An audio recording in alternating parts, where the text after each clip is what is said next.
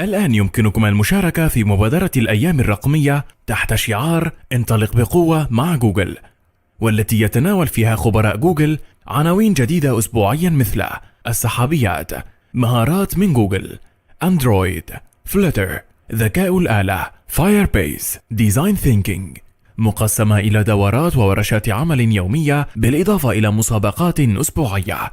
شاهد الأيام الرقمية مباشرة على اليوتيوب وشارك رأيك وأسئلتك مع خبراء جوجل، واحصل على شهادة حضور في كل محاضرة تشترك فيها. هذا وأكثر من الأحد إلى الخميس ابتداء من الساعة 9 بتوقيت دبي عبر الرابط المبين youtube.com/gdgmena.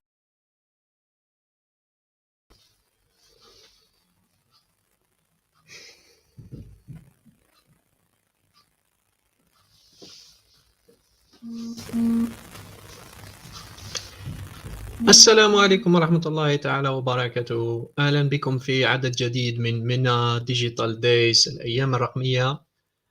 معكم عليان عبد النور جي تي زوزو الجزائر. سأكون معكم بإذن الله حوالي ساعة، أين سنتعلم مبادئ أخرى عن كلاود كومبيوتينج. الحصة ستكون بالإنجليزي، لكن إذا كانت لديكم أي أسئلة بالعربي لا يوجد أي مشكل. Hello everyone, Azul Flown, Aliane Abdenour with you, GTG from GDG Tizi Ouzou, Algeria. I will be with you in 1 hour where we are going to learn about new concepts about cloud and things that you will need in your job in 2021. We will learn a lot of concepts. If you have any question, please feel free to ask them. We will answer them, inshallah. Today the session will be about Cloud Run, of course, Google Cloud Platform, but I will try to give you other concepts outside the platform that you can use every day. So in case you have any question, please feel free to ask them. So today we are going to talk about continuous integration and continuous delivery, CI/CD, or maybe some people say continuous deployment. So today we are going to see all those concepts and why it's useful. So before we will start, I will, of course, for people who already here since the beginning, you know that I like explaining stuff not only by typing commands, but by going deeper and explaining the concepts themselves. So let's draw something. So in the past, we were developing application in a way that was called monolithic way. Now, what is a monolithic way? This is, I have my application, I have a user here, and then he is on his laptop or his phone or whatever. So let's call it client. And then there is the server side. We have the web server, and then we have the database server. So in the past, we were developing application in a way to be monolithic. That means that one single block of application that serves everything. But with time, we have problem, because imagine that we have one application, and then we have 3 teams. How those 3 teams are going to manage this code? How one of them, if he modifies something, how those 2 will know that he already did that? Or in case someone modified something and then both of them we try to modify the same thing, how we are going to manage those things that we call conflicts? How we are going to manage the conflicts, and how we are going to stop our service while people try to modify the code? Are we going to do versions? And if we do versions, how we are going to serve them? Are we going to serve the new version or the old version? And what if the new version have problem? And all those problems, we learned from them and we changed the way we do this. So now we don't do that anymore. What we do now, we split our application in blocks. So in a way, instead of having one single block, I'm going to have like a puzzle. I will have small blocks, and every small block, I will give it to a team in a way that this team, they will not touch this code. Only this team is responsible about this code. And then I will schedule a way to make the deployment, to make the update for the user to see it. And this is the way that we call the DevOps. So the DevOps, this is not a tool, because there are many people who say, hey, I am a DevOps because I know how to script on Linux.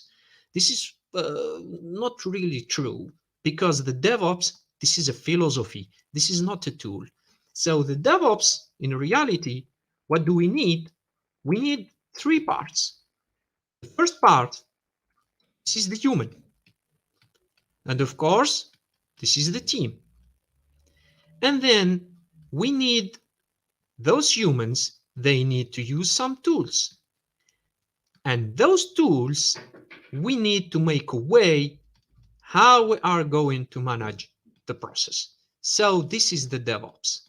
The DevOps, this is the philosophy that makes me manage my team. This team, they use their tools, but I need to schedule the process how we are going to synchronize what a human use, when he will use it. And those concepts, they bring it from the agile. So what is agile? Let me explain you this. So let me show you this in imagine that you have a client, and then it's like you want to build a house. So you need to go to an architect, and then this architect draws the house depending what you need, and then you will bring a team that analyze the soil, and then give you the authorization and so on.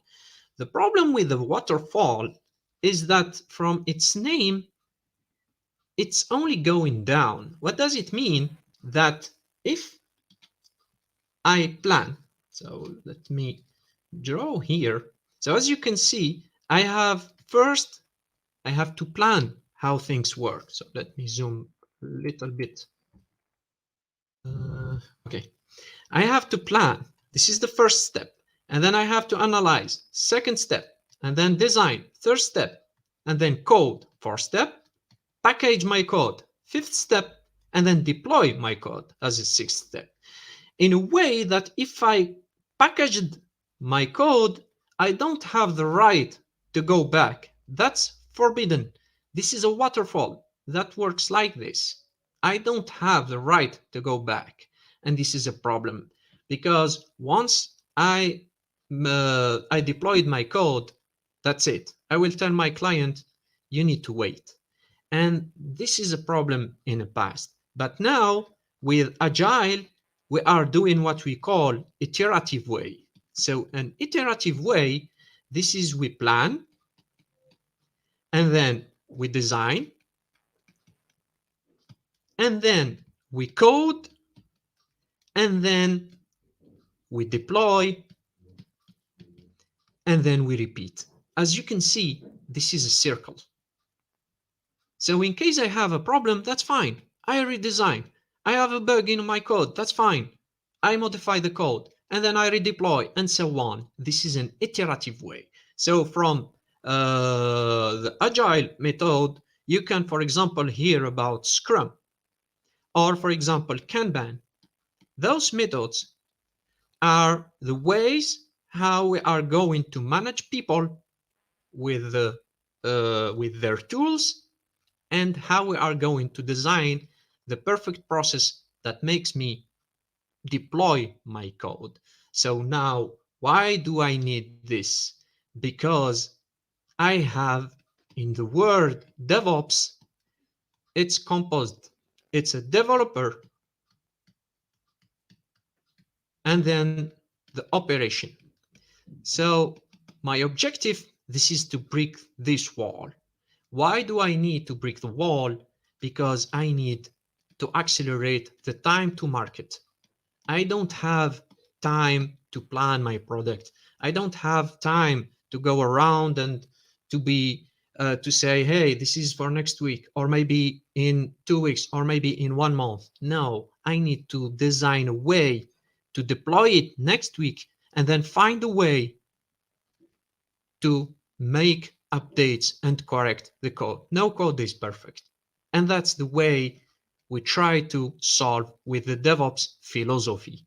We don't say the DevOps tools, we say the DevOps philosophy. And Google adopted their way, which is a standard now, which is called Site Reliability Engineering. And we already did a session about SRE. So today we are not going to go deeper in SRE or DevOps because our objective is to show how we are going to manage this philosophy on Cloud Run. So let's start. So let me go back. And of course, for people, they were asking, what is this tool? This is called G-Ink, which is open source that makes you draw on the screen. It's free, so you can use it. G-Ink, it's on GitHub. Okay, so, and Agile, they made a document which is in Arabic. You can read it in Arabic, where you have the concept مبادئ الأجايل الاثنى عشر. Here, you can read about the 12 concepts about Agile, and then you apply them on your team. So the Agile, this is the process how we are going to manage the team and the tools. So we can accelerate the time to market. Time to market, this is the time that we are going to ship our code to sustain it, to gain money from it. Okay, so let's go back now to GCP on Google Cloud. And of course, all the codes I try to do them for free. I always try to go to the free plan on Google Cloud platform. So even if you practice, don't worry. All what I will do, that will be for free. So this is Google Cloud Platform. We are not going to explain it from scratch. We already did that long ago. There are many videos about this. So if we come to Google to Cloud Run is here. It's in serverless. So since I need it all the time, I pin it here. So we don't only need serverless, but we need continuous the CI/CD. So if I come to the CI/CD, as you can see, we have cloud build, we have cloud deploy, we have container registry, we have artifact registry, and we have the cloud repository. So let's start first with cloud repository. Cloud repository, this is the equivalent of GitHub. Everyone knows what is GitHub, of course. So what is the concept behind GitHub or Git? This is what we call the source control. Source control, I have a file. I write it ABC, and then I call it f1.txt. And then I say, no, I need ABCD. And then I call it f2.txt, and so on. The problem is that what if I want to go back here? Here, if I create a lot of copies, that's fine. I can go back to my first file. But what if I try to write on the same file? What happens is that I'm erasing the old file with the new file. And that's a problem because all what I did, it's lost. The second one, what if I'm in a team? I will ask them, who did that? Who wrote the D? Who wrote the C? And at what time did you do that? And that's a lot of headaches. So what I do, Linus Torvald, the guy behind Linux, created the way in which I write A, B, C, D, and then even if we have many people, I will know who wrote it and what exactly he did, and I can go back and forth in the time. This is like I have many files, and then I can choose which file I'm going to use. And this is the way that we use Git. That's why we call it version control, because not only I can control the version, but I can see who did what at what time. So this is the concept of Git. And Google, they have their own GitHub, which is called Cloud Repository. And as you can see, if I come to Cloud Repository, this is my code, source code. This is, let me come back here. So those files, they are on my machine. So I uploaded them on this repository. This is the same thing as GitHub. If you use GitHub Cloud Source Repository, this is designed especially for GCP, for Google Cloud Platform. Now that I have uploaded, so let me try to upload the new source code. So you just hit new repository, and then you have two choices. Either you bring it from GitHub, for example, or Bitbucket, or you create a new one, and then you do continue, and then it asks you which name do you want. So let's say, for example, MENA Digital Day Run, and then I need a project ID, so I assign it to already the project I'm using, and then let's create, and that's it. And in Cloud Repository, I have already a free plan, so I don't pay for what I am doing. For small resources, I don't need to pay. So first, we need to clone this repository on my machine, but I need to SSH, which means that I need to register the SSH key. So let me click on it. And here, I need to type my password again. So, wait. So let me.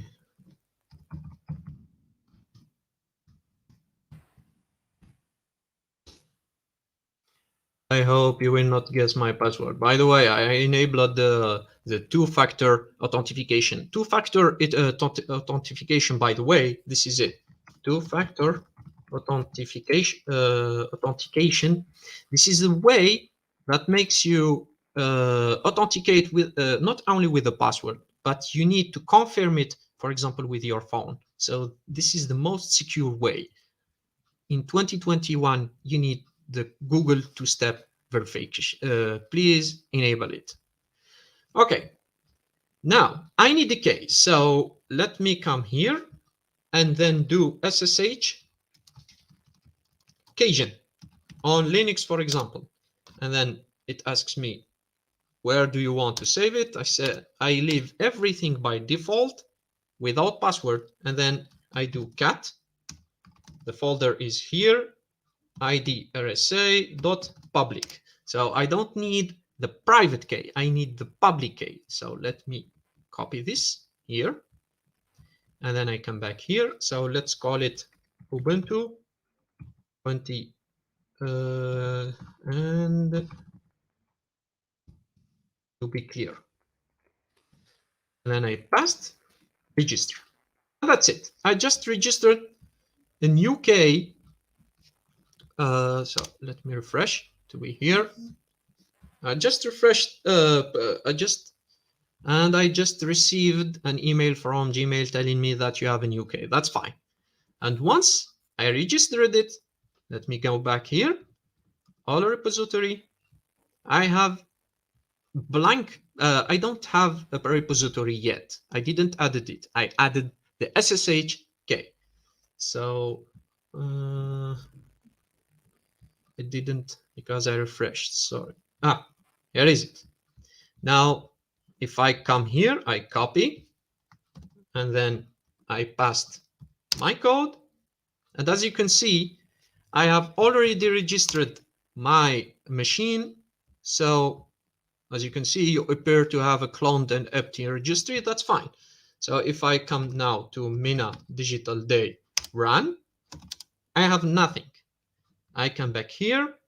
And as you can see, this is the last command I need. I will copy it. And before I copy it, I just do nano hello.txt, for example. And then I passed my code. I passed anything.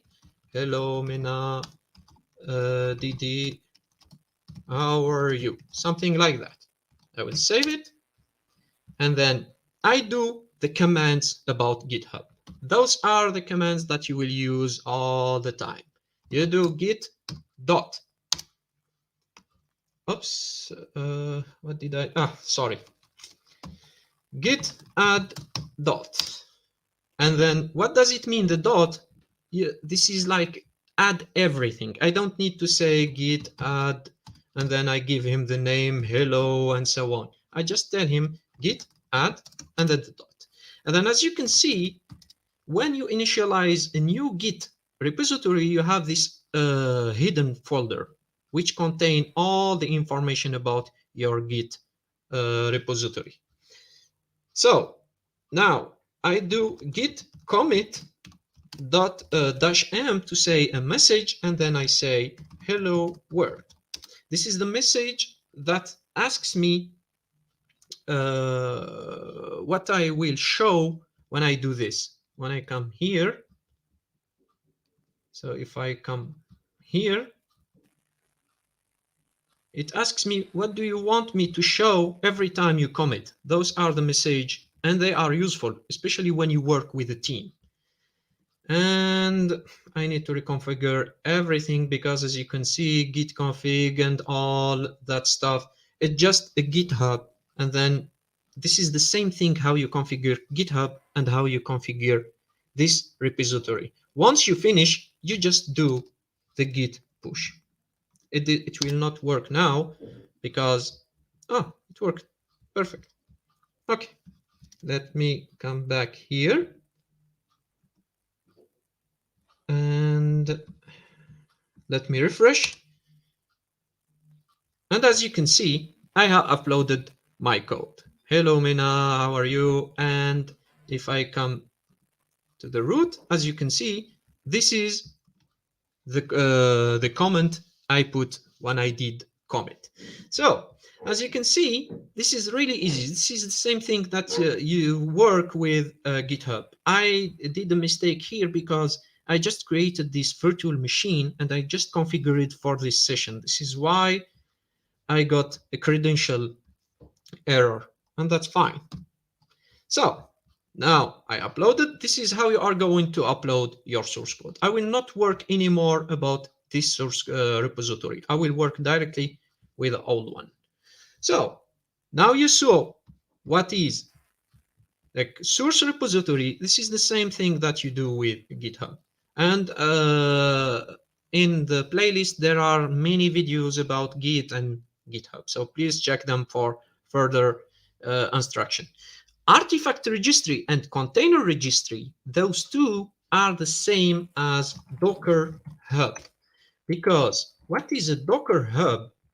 This is the place where we save the containers and retrieve them. This is the same as, for example, Google Play. Google Play Store. You go to Google Play Store to retrieve application. So Docker Hub, if I type, for example, Ubuntu, it brings me all the containers about Ubuntu, and then I choose one of them. What does it mean is that when I do Docker pull Ubuntu, it goes to Docker Hub and brings me the Ubuntu image. And what is Docker? Docker, we explained it, and let me explain something really fast. So in Docker, you need to understand those concepts. In Docker, we have the image and we have the container. So the image, we bring the image, for example, the Ubuntu, and then we run it to become a container. So how you are going to understand better, the image, this is the hard disk, for example, and then the container, this is the RAM. So the process itself, when we run it, we call it a container, but the image, it's a read-only. Every time we run Ubuntu, it's a read-only. That's what we are going to see now. So let me to not lose my connection, I come here and then I will directly activate Cloud Shell. The good thing about Cloud Shell, this is, I am not going to use my own connection. I'm going to use Google's connection. And me, I'm just going to receive the text, which means that I will not consume anything, at least not a big deal. So there is a Cloud Shell. This is, for example, if I do LSB release, or for example, LSB release.a, as you can see, this is a Debian machine. And if I do free, it has 16 gigabyte for free. So every time you open Cloud Shell, you can use Ubuntu or Debian for free. So here, let me do Docker zoom and Docker pull Ubuntu. So what happens? It goes to Ubuntu and brings. And as you can see, it finished fast because I didn't use my connection. I use Google's connection. And since it's an ingress and not egress traffic, this is free. So if I do Docker image, it says you have Ubuntu. It's tagged latest, which means that I think this is the 20. If I come to Docker Hub, this is the latest one. So if I click on it, let me check what is the latest one. And I think this is the 2004. So I don't know. Okay, I will go inside. So I just do Docker run, and then I want to run it in an interactive way. And then I say Ubuntu, and then latest. So now I'm inside this image. So if I do cat etc os release, as you can see, this is the 2004. And this is the latest update. So inside, I'm inside Ubuntu. But as I said, this is a read-only. Why? Let's say if I do ls, as you can see, there is no file. So let me do touch something.txt. If I do now ls, as you can see, we already have this. But if we exit and then we go back to the image and do ls, as you can see, there is no something.txt. Why? Because every time I am rerunning the same image. We said earlier that I have an image and I have a container. So the image we already run, we go back to this image, which is in read only. So now if I want to persist what I did, because we need that later, let me do touch something.txt, and then I exit. I do Docker PS. If I do only Docker PS, it will not show me anything because they are stopped. So I need to show everything with -a. And there you go. As you can see, if I unzoom, in every container, it gives him an ID or a name, a composed name. So what I do Docker, and then I do commit. And once I do commit, let me zoom here to be visible for everyone, I give him the commit. This is exactly what we saw with Git. If you understand Git, it will be really easier for you to understand Docker. So I tell him kind, and as you can see, it's autocomplete, which is this, the latest one. And then I say, for example, my new Ubuntu. And if I do now Docker images, there you go. I have a new image. So if I do Docker run.it and then my new Ubuntu, and the tag is latest, I say I do ls. As you can see, I have persisted my text because we will need that later. So this is the concept about Docker. And what is now, those are just some, let me show you the, since we are here, why not doing it? So there is the commands you need. Docker image, it gives you the image. Docker ps, it gives you the running container. Since I stopped, I did exit, you type -a. Now, if you want to remove those container, if you do docker rm, you do $y. Dollar, that means that remove this command. And I want to remove docker ps. What does it mean? It will execute first this, and then every time it finds a new container, it will be removed. So if I do this and then I do docker ps-a, as you can see, I have nothing. Now, if I want to remove all the image, I do docker rme. Earlier I did rm for container and rme for image. That's why there is an the I, and then I do docker image. So if I do docker image, as you can see, I have nothing. I deleted everything. Those are the most important commands you use in Docker. Now let's go back to Git.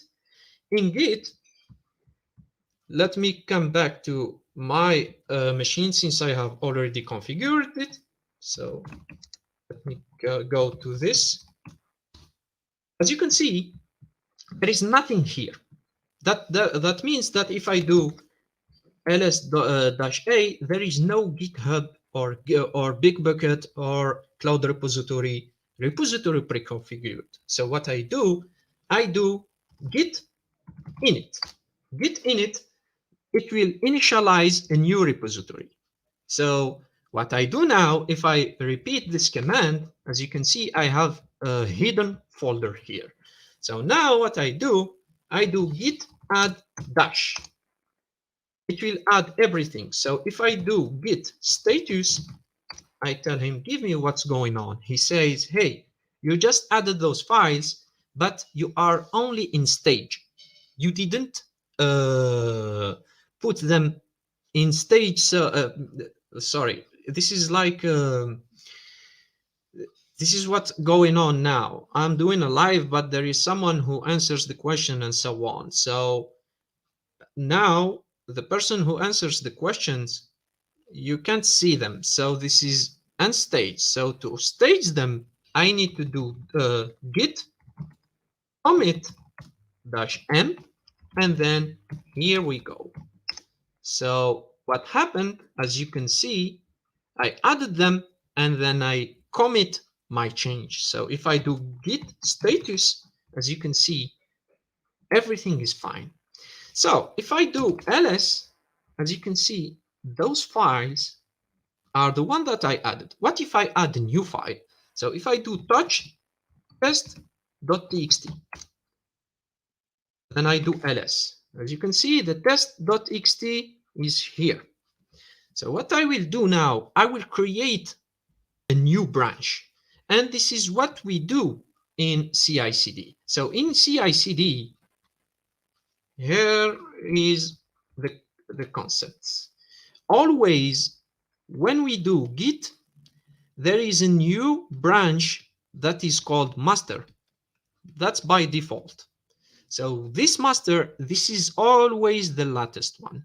But since we are in teams, we need a lot of versions and we need a lot of copies. So we create what we call a branch. So those branches, for example, we have two teams. We give them a branch 1 and a branch 2. Or for example, we have blue, the branch blue, and the branch green, in a way that the blue, this is the one that I can see now, and the green, this is the developed one that I can switch to it gradually. So how we are going to mimic this thing, this is by doing this. So git checkout dash b, checkout dash b. When we add the b, that means that switch to the new branch and create it at the same time. So we call it green. And then, as you can see, earlier I was in master. Now I switch it to green. So I do touch green.txt. So if I do ls, as you can see, I created my green. So if I do git add dash, then I do git commit dash m green update. So if I do ls git status, sorry, and then I do git checkout, or before that, if I do ls, as you can see, I have my green here. Now, if I switch back to master, I do git checkout, and then, as you can see, I don't need the dash b because it already exists, so I don't need to recreate it. So I'm in master, but if I do ls, as you can see, I have my green, but in master, I don't have green. Why? Because only this version has my green. And as you can see, this is the magic of source control, because only the team can work on its own version. Other team will not see its version, this version, unless they decide to do something. And this something, this is called merge. So what I do git merge. Which branch do you want to merge to master? This is green. So if I do now ls, even if I'm in master, I have my green.txt. And how, when we do that in the case where, for example, we have the timeline, my team green is working on file. There is another team that created a branch. And for example, I'm a Scrum Master. Those are like, you can check them on the old videos. There are videos about Scrum and Agile. And then, for example, it's up to me to decide what is the best version from the both. So, for example, this is green. Let's call this yellow to make it, to not make confusion. So, for example, I like the green version. What I do, I bring the green version to the master by creating the merge, and then I leave the yellow working on their update until maybe I will switch back to yellow, and then I do the git merge yellow, and so on. And this is the magic of source control. So let me go back here where I was. I hope you understood the concept of Git and Docker. And both of them, they work with, so let me show you something. Docker. Never ever do that. rm rf ever. And as you can see, I lost all the information about my branch, all that stuff. So never delete the Git folder, never. So, and in the Git folder also, it's authenticated. For example, if you bring the repository from cloud source, it's written in this Git. If you bring it from GitHub, it's written on this Git. So all the credentials and the information, where did you bring them? They are in grid. And this is what we call, let me come back here, or I think I created, so let me create a new one so you can see. So let me create one fast. What I did that. Okay, all repository, add repository. If I do create, initialized it, So if I come here, test, and I switch here, create, and then if I go back here, as you can see, this is called the origin. So the origin by default, this is the link where you cloned your source code. In case you don't have an origin, you need to declare what is the origin. And since here in my example, I did git init, which means that I don't know where is the origin. So I need to give him the origin. If you clone a repository, you don't need to do the git init, because if you do the git init, you are going to erase the origin. So be careful. Okay, now let's go to Cloud Run. Now you understood how it works in the Git and how it works with Docker. Let's go now to Cloud Run. And in Cloud Run, I'm going to simulate two ways. The first way, this is the old way where we are, for example, in the team, we have our own tools. We just need to upload them to Cloud Run. But in the old way, I'm going to use the new way how to upload the commands. It's a little bit confusing, don't worry. So let me come and delete all this. I don't need them anymore. And let's zoom back here. I don't need the Cloud Shell. And let me come back where I was explaining the stuff. So I said the source repository was solid. This is like GitHub. Artifact registry and container registry, those are where I'm going to grab or where I'm going to upload my containers, because you need to understand one thing. Those containers, as you can see, they are public. Anyone can come and take them. But when you work on your own project, be careful. Don't share your container with anyone. The container, they only belong to this project. They only belong to this user, or for example, to this team. This is why you need to be careful about credentials. There are public image, but they are private image. So container registry and artifact registry by default, they are private containers. So be careful.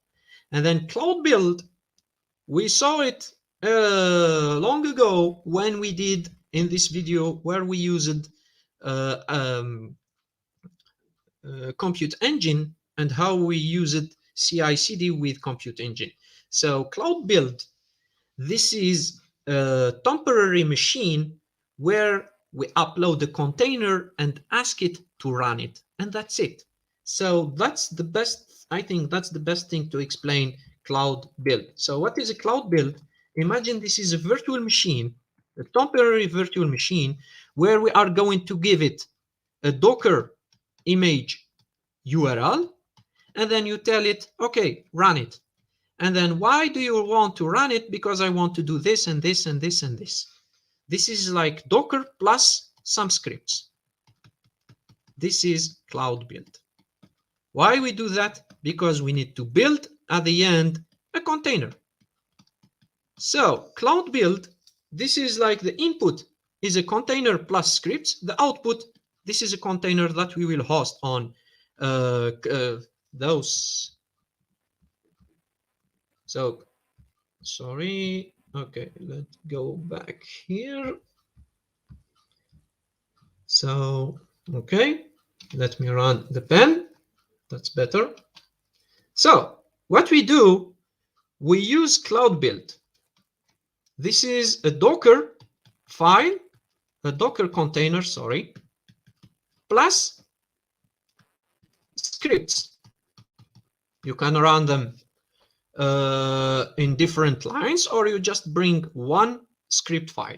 And then once you run it, you want to host it somewhere, either in container registry or artifact registry.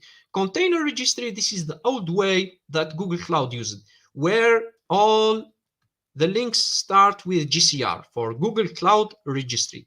But now on, we don't use GCR anymore. They are switching to artifact registry. Why the switch to artifact registry? Because we not only host container. We can host, for example, Python package. We can host, for example, Node.js package. That's why we call it artifact. We don't call it only container. We call it artifact because we are going to save some files, some resources, some dependencies, like we saw in last session about the 12 factor, where we are going to use them because we want to host everything in the same place. We don't go outside and bring. That's why I explained source repository, because even if GitHub exists, personally I prefer to use the source repository because I want to stay in the same project. So let me delete this. Okay, let's delete that. So the cloud build, as I said, this is just a container. We host a container and we ask in a virtual machine, a temporary virtual machine, and then we ask him to host the result of this in a container registry or artifact registry. So let me directly go and run my Cloud Run in the old way, and in the next session, because this session itself, it's divided on two, so you can understand the concept, because the first one is about Git and Docker. So I do ls. I want, this is a Python application. So let me go and, by the way, next year, inshallah, in 2022, I will try to make an application, a Python application from scratch. That means that from zero, from Linux, from Python, I explain you Linux, Python, and all, and then go and grow and grow. In 1 year, Bismillah, everyone will be able to make an application, a good application. So stay tuned. So I have this application where it's written hello world. So let's leave it like this. So if I want to deploy it on Cloud Run, let me use gcloud and run. We already all saw the last session. And then I ask him to deploy source. Which source? This one here, the dot. Because Cloud Run, it needs a container. But now the surprise is that you can use the build pack. The build pack, this is the new way how we upload containers on Cloud Run without writing any code about Docker file. So what happens, build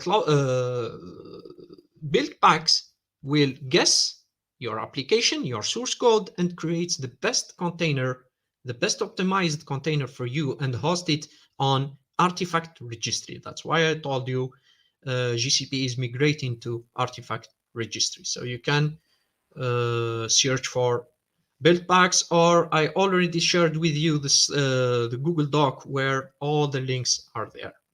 So let me come back to the console, and then I ask him, gcloud run deploy the source, which is now, I want to change the port to 8000 because this is what I'm using in the source code, and I want to tag this as blue because this is an old version. This is by default the version.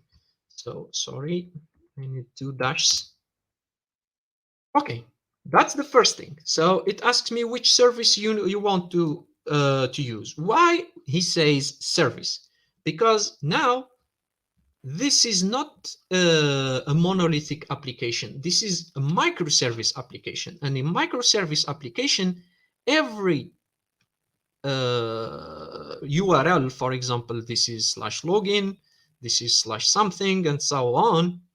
Everything is a service. That's why we call it microservice, because we deploy small services, small containers, and then we try to manage how to secure the communication between them. And then we put a point where the user lands here, but he will not see those one. Those are indirectly. So we explained the microservice again. So please check with the old videos. So let me clear that. Okay. So let me come back here. I leave it as no, yeah, but no problem. And then authenticate. I want to access to this service without being authenticated, because as I said, we need to secure them, which means that here I don't really need to secure them. I just need to click on the link and then I want a result right now. So as you can see here, it says that this is equivalent to build, because instead of building and uploading this command, this is, you need to update gcloud. In the past, you need to do gcloud beta or gcloud alpha.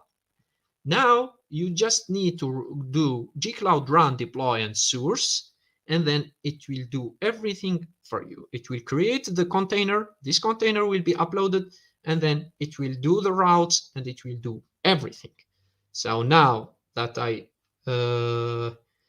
uploaded it, okay, everything is fine. It's done. So I just need to copy this link, and then if I come here and I paste it, as you can see, this is Hello World. So this is the new version, the old version, the version by default.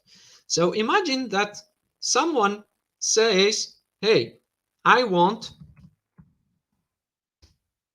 to touch this. So I write, I am in a new version. Be careful, I'm explaining you how in the past we were doing. So what I do, instead of deploying it in the same URL, I will say the tag is green, but I want no traffic. So I want to upload this version, but I don't want to send the traffic to it. I just want to deploy it and leave it there. So I leave the same service because I need the same endpoint.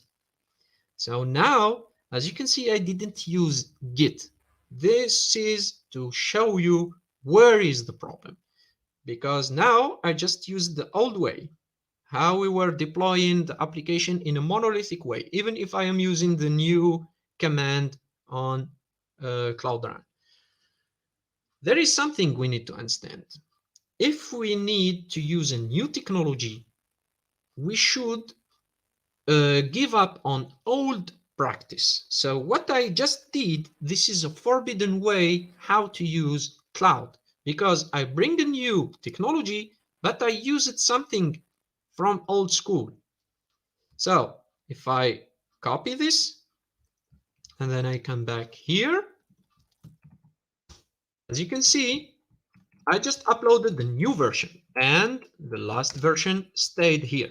And if you see, the URL is weird. It has green and then 3 dashes. So if I come here and put the tag, which is blue, so if I type blue and then 3 dashes, I will get the same URL. So I'm in the old version, new version. And then I come to my Cloud Run. And in Cloud Run, here, I will decide the route. So I will, can you please add the 10 minutes for me so I can finish? So if I come to revisions, I see that I have 2 revisions. This is the green and this is the blue. So if I zoom, this is the maximum. Okay, we have the green and we have the blue. So what I do, I click on manage traffic. So in manage traffic, I want 50% now from people goes to the green and 50% to the blue. But there is a problem. All what I did it manually. Why? Because the DevOps, the concept is to do everything automatically. Don't do stuff manually, even if you are using a new technology. So as you can see, the DevOps, we are trying to build, test, release, and then we deploy, and then we try to monitor to check if there are errors, and then we go back here. As you can see, that's why the sign is infinite, because what I did right now, I did it manually, and don't do that. Even if you know how to use Cloud Run, don't practice old behavior on new technology. So I will end the session here, because today this is just to show you what is GitHub, Git, what is Docker, and then how to make mistake by using old behavior on new technology. So if you have any question, please ask them, because there will be another session where I will do it in an automatic way. So do you have questions? Let me check.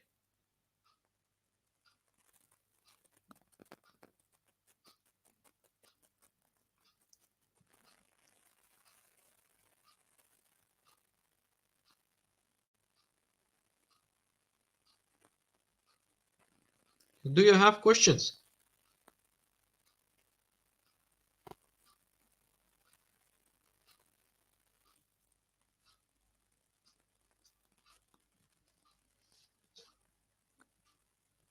No questions?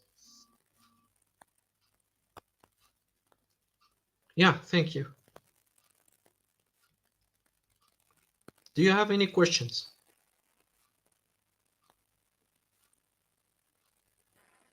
About Git, about Docker?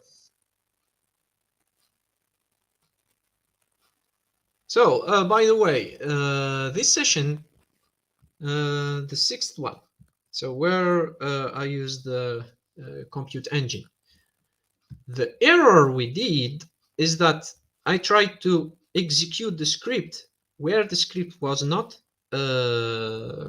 executable. It was read and write and not execute. So I corrected the error in the next video, in the 7th session, where I just added here sh or bash, and then I execute the script. Because in Ubuntu or in Linux, you need to understand that if you do this, so if I do ls and then hello, you need to understand that this is, I can write, I can read, but I cannot execute. But this is me. But when we try to execute it on Cloud Build, we need to think about other. We need to think about, because I'm not registered there, this is not my group, so this is user, group, and other. So we need to do chmod other.x and then hello. So if I do this, now my script is executable, and then I can do / to say stay here and execute. So any question? Thank you very much, Amar Ibrahim.